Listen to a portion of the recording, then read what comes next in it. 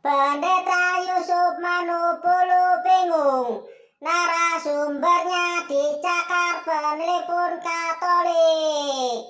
Mereka membahas status keperawanan Bunda Maria. Panjang amat ya judulnya.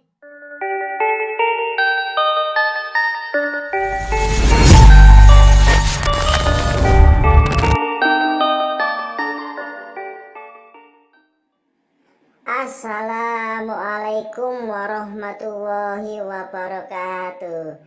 Alhamdulillah, Rabbana atina min ladunka rahmah wa hayyi lana min amrina rasada.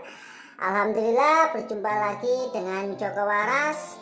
Semoga kita semua dirahmati Allah, diberi nikmat Islam, dan dijauhkan dari kekafiran sampai tutup usia. Amin. Dan juga semoga kehidupan kita diberi perlindungan dari segala bentuk kekurangan, dihiasi dengan kesehatan baik jiwa maupun raga, dihiasi pula dengan keselamatan dan ilmu-ilmu yang bermanfaat. Amin amin ya robbal alamin. Masya Allah, alhamdulillah, ada berita yang sangat baik, yaitu dari Yusuf Manupulu. Kemarin di channelnya ada cakar-cakaran, yaitu antara narasumber dan penelponnya. Penelponnya ini Kristen Katolik. Dia nggak terima dengan pernyataan narasumbernya mengenai keperawanan Bunda Marianya. Jadi untuk lebih serunya kita langsung saja kita tengok videonya. Selamat menyaksikan. Kita ke Clay. Selamat malam. Iya, selamat malam, Pendeta. Malam, Pak. Malam, Pak. Silakan. Selamat malam, Ibu ya. Selamat malam, Pak Clay. Baik, Bu. Saya mau bertanya, Ibu. Sebelumnya di Katolik ya. Ibu pernah berdoa di depan patung Bunda Maria ya? Iya, pernah. Saya pernah bakar lilin, bawa bunga, ya sembahyang rosario di sana. Saya pernah, Pak. Oke, dan itu Ibu anggap menyembah berhala? Waktu awalnya tidak, Pak. Saya tidak menganggap itu menyembah berhala. Oke, sebentar dulu. Saya itu. Langsung saya tanya aja, Bu. Penyembahan berhala menurut konsep Ibu itu bagaimana? Penyembahan berhala ini begini, Pak. Kalau kita menyembah kepada orang lain, meminta pertolongan kepada orang lain selain Tuhan. Jadi hanya satu-satunya Tuhanlah tumpuan harapan kita untuk berdoa. Jadi Ibu menganggap orang Katolik itu meminta selain daripada Allah ya? Ibu tahu doa salam Maria? Jadi gini, sebentar Bu, saya Katolik Bu. Sebentar Ibu, saya Katolik. Ibu dari tadi banyak bicara tentang Katolik dan sekarang izinkan orang Katolik untuk meluruskan banyak hal yang disalah pahami oleh Ibu ya. Dan semoga saluran ini menjadi berkat bagi semua, bukan hanya bagi agama Ibu. Saya tanya sama Ibu, adakah di depan patung itu Ibu melihat ada orang Katolik itu membakar misalkan atau menyembelih kambing atau ayam, Ibu? Itu tidak ada. Nah, oke. Tidak ada. Ibu, penyembahan berhala itu ditandai dengan mempersembahkan korban Ibu di depan patung. Ya. Ya, ditandai dengan demikian, Ibu. Dan itu tidak ada di dalam gereja Katolik. Ibu tahu apa yang tertulis dalam 1 Samuel 16 ayat 7, Ibu? Bapak bacakan aja kalau memang Bapak punya ayatnya. Oke, manusia melihat apa yang di depan mata, tetapi Tuhan melihat hati. Ibu melihat kami sembah patung, Tuhan melihat kami menyembah Dia. Bangsa kafir melihat Joshua berlutut di depan tabut dan menyangka Joshua adalah penyembah berhala seperti mereka, tetapi Tuhan melihat Joshua menyembah Dia. Ibu boleh bermegah karena tidak berdoa di depan patung. Tetapi di gereja Ibu ada salib tidak? Ada salib tidak di gereja Ibu? Kalau salib dibuat itu ada Pak sebuah hiasan. Oke, saya tidak akan bodoh mengatakan bahwa Ibu. Pak Clay, sebentar Pak, suaranya yang santai aja Pak ya, nggak usah ini. nggak usah ngotot-ngototan kayak begitu ya. Jadi supaya kita berdiskusinya bisa enak gitu ya.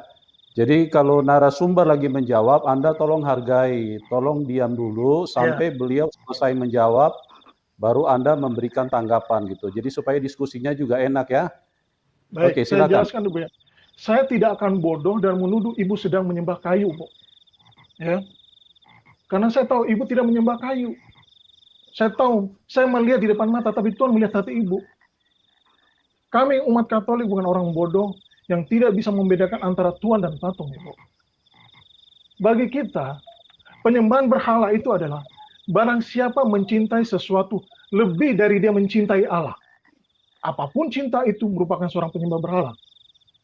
Misalkan ibu nih, ibu menyukai suatu pekerjaan lebih dari semuanya. Ibu bekerja untuk mencari duit. Karena ibu lupa ke gereja, itu ibu termasuk penyembah berhala, Bu. Atau orang yang sangat terikat dengan kedagingannya. Ya, dia berusaha dengan segala cara untuk memuaskan dagingnya setiap hari. Itu termasuk penyembah berhala karena dia menggeser Allah sebagai pusat di hatinya dia. Dia mendirikan altar bagi dagingnya. Itulah penyembah berhala, Bu. Tidak sesederhana orang berlutut depan patung, Ibu. Kita menghormati bendera merah putih itu kita menghormati simbol negara, Bu. Bukan kita menyembah negara itu. Itu beda, Bu. Itu satu. Soal penyembahan. Sekarang tentang saudara Yesus ya. Saya ingin bertanya sama Ibu. Saat Yesus disalib, saudara Yesus di mana ya? Saat Yesus disalib. Di mana saudara Yesus? Ibu punya anak nggak, Bu? Saya punya anak. Ada berapa, Bu, anaknya? Ada 2. Oleh salah satunya meninggal dan ibu sudah tua, dia berpesan kepada sahabatnya untuk merawat ibu. Kira-kira logikanya masuk nggak? Ibu kan masih punya anak yang lain. Pak Clay, saya boleh bisa menjawabnya karena berhubung Silakan. waktu Bapak juga kan cuma diberikan 5 menit ya. Saya minta diberikan waktu lebih banyak karena biasanya cabai pun ketika Pak Clay, tolong santai aja Pak ya, tolong santai aja bicaranya ya. Baik, ya. baik Pak, baik. Lanjut. Oke, silakan. Oke, Pak Clay, saya menghargai apa yang menjadi Pak. Saya berharap juga Bapak bisa menghargai kepercayaan yang saya anut ya. Saya tidak mempercayai apa yang dikatakan atau penafsiran manusia. Yang saya menemukan semuanya itu adalah di Alkitab. Jadi kalau Bapak tidak menerima apa yang saya katakan itu. Anda tidak menemukan saudara Yesus di bawah salib, Ibu. Pak Clay, sebentar Pak. Tolong kalau narasumber lagi menjawab, tolong Anda diam dulu. Sampai beliau selesai menjawab, baru Anda memberikan tanggapan. Jadi supaya diskusi kita itu enak gitu ya. Lanjutkan, Bu. Lanjutkan. Baik. Saya minta waktunya diberi agak lama seperti waktunya Cabe ya, ketika Murtadin bicara. Karena ini kan spesifik, dia menyebut Katolik, dia menyebut, ya saya sebagai orang Katolik berhak mempertanggungjawabkan iman kami. Ada 1,5 miliar orang Katolik di sini, dan mereka bukan penyembah patung. Oke, silakan Ibu. Silakan Ibu Heni, silakan. Iya, Pak Clay, saya tidak menentang apapun yang menjadi kepercayaan Anda. Ya, apa yang saya katakan, apa yang saya alami, dan apa yang saya temukan di dalam kebenaran Firman. Kalau seperti Pak Clay mengatakan tidak menyembah patung, ya, saya itu waktu pada saat itu saya diajarkan saya untuk pergi kayak kepada Santo apa itu kan ada patung-patungnya ya, saya dimintakan ke sana untuk minta didoakan. Dan kemudian Pak Clay, seperti yang pertama saya katakan tadi, saya memahami pengajaran di Katolik itu pertama ada latria. Latria itu adalah penyembahan kepada Tuhan. Dan jangan lupa bahwa di Katolik juga diajarkan hiperdulia. Hiperdulia itu penyembahan kepada Bunda Maria. Ya, itu bukan penyembahan, Ibu salah, Ibu, saya Katolik, Bu. Ibu fitnah itu. Maaf. Penghormatan. Maaf Pak, kalau penghormatan, Bapak Bu. mengatakan saya memfitnah, sebentar Pak. Itu Bapak menentang aja apa pengajaran yang ada di Katolik ya. Kemudian ada pengajaran namanya dulia. Tidak ada Katolik menyembah Maria. Kami tidak menyembah selain daripada Allah, Ibu. Oke, kalau udah begini ya Pak ya, saya nggak bisa menjelaskan karena paham Bapak dengan paham saya untuk mengerti kebenaran firman itu Bapak tidak gimana sih? sama. Ya tidak paham, jelas. Bapak tidak menerima apa yang saya jelaskan, pengalaman saya Bukan, bagaimana Tuhan enggak, memanggil saya tidak saya. terima karena Ibu bilang kami menyembah Maria. Itu salah Ibu, saya harus luruskan, ini didengar banyak orang. Kami tidak pernah menyembah Maria Ibu. Penyembahan tertinggi kami ada pada Ekaristi. Oke, saya juga penyembahan Ekaristi waktu pada saat itu. Iya, adakah salah Maria didengungkan di situ? Ya, Hati-hati Ibu kalau bicara. Sebentar, saya belum selesai Pak. Saya mau jelaskan ke Ibu ya. Jika Katolik menghormati Maria, sebentar Pak Clay, saya minta Anda punya suara, intonasinya diturunkan ya, karena saya lihat dari tadi Anda ini punya tekanan suara meninggi terus. Diskusi kita jadi tidak enak gitu loh, kalau Anda punya suara seperti itu. Jadi tolong saling belajar. Maksudnya berdiskusi, ini kan Ibu Heni kan lagi clear-kan. Nah, Anda kalau memberikan tanggapan, tolong suara itu jangan meninggi. Cukup jelaskan aja sesuai dengan apa yang Anda pahami. Saya berusaha supaya, Pak ya, karena ya, saya akan berusaha. Ya, Lanjut Ibu. Ya, Bapak luruskan aja, jelaskan. Ya, oke. Bahwa Sekarang izinkan saya meluruskan Bu ya. Izinkan saya meluruskan. Jika Katolik menghormati Maria, maka penghormatan itu tidak lebih dari buah pemenuhan nubuat Injil. Sesungguhnya mulai dari sekarang segala keturunan akan menyebut aku berbahagia.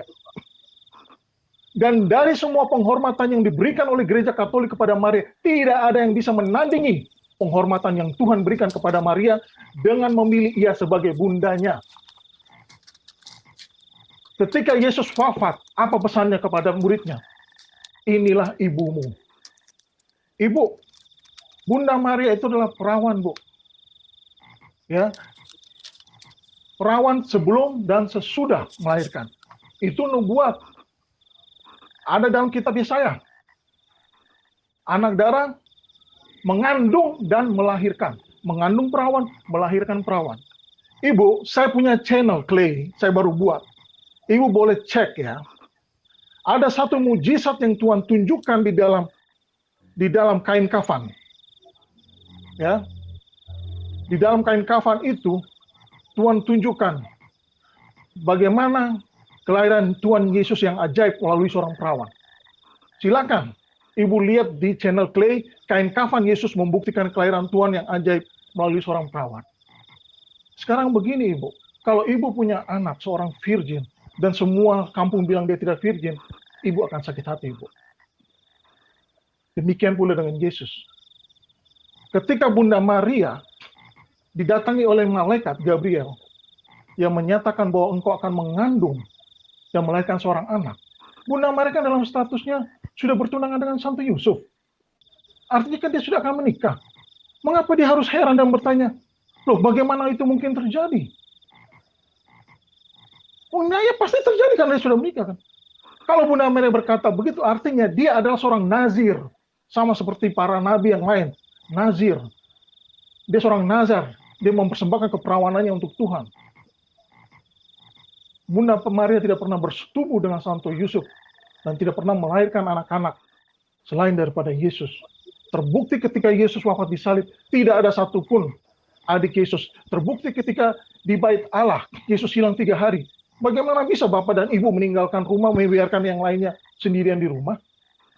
Mana adik-adiknya kalau memang ada?